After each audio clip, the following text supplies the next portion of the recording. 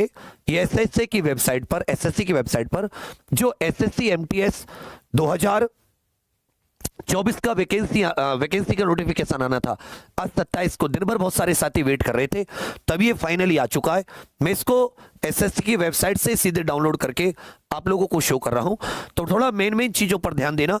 पहली बात, सबसे अच्छी बात यह है कि वैकेंसी मात्र 10th से है, मतलब समझ रहे हैं आप। अगर आप केवल 10th पास हैं तब भी आप इस फॉर्म को भर सकते हैं। तो इसमें फॉर्म की जो डेट है वो 27 जून से 31 जुलाई रात 11 बजे इसके फॉर्म की लास्ट डेट होगी। उसके अलावा इसमें साथी जो ऑनलाइन पेमेंट या कोई करेक्शन करना है, पेमेंट का चार्ज देकर, करेक्शन का चार्ज देकर, वो 16/8 से 17/8 तक कर सकते हैं। इसका जो कंप्यूटर बेस्ड एग्जाम होना है वो अक्टूबर-नवंबर में होना है। चलिए बच्चा, उसके बाद में आ जाता है कि इन्होंने टोल फ्री नंबर भी दिया है, अगर कोई दिक्कत हो तो आप इस नंबर पर कॉल कर सकते हैं।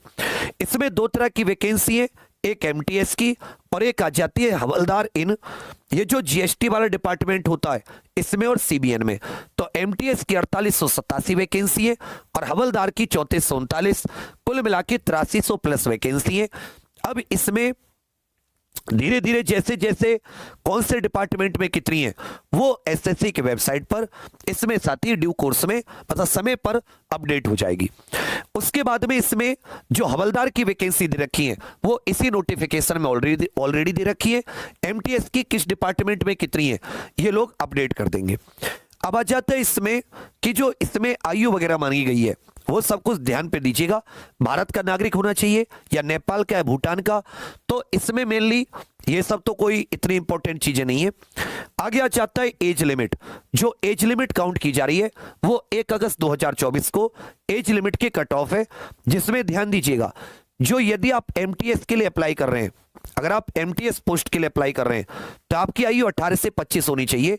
यदि आप जनरल कैंडिडेट है, महिला या पुरुष, यदि आप जनरल कैंडिडेट हैं या महिला हैं या पुरुष हैं तो आपकी आयु 18 से 25 एमटीएस के लिए, मतलब आपका जन्म 2 अगस्त 1999 से पहले का ना हो और 1 अगस्त 2006 के बाद का ना हो। यदि आप सीबीआईएन हवलदार के लिए अप्लाई कर रहे हैं, central board of indirect taxes and customs और सीबीएन में, तो ध्यान दीजिएगा आपकी आयु 2 अगस्त 1997 से पहले का जन्म ना हो और 1 अगस्त साथी 2006 के बाद का जन्म ना हो। तो ये एमटीएस के लिए 18 से 25 और हवलदार के लिए 18 से 27, किसके लिए? जनरल, जो अनरिजर्व कैटेगरी होती है जिनको आरक्षण नहीं मिलता, महिला पुरुष के लिए।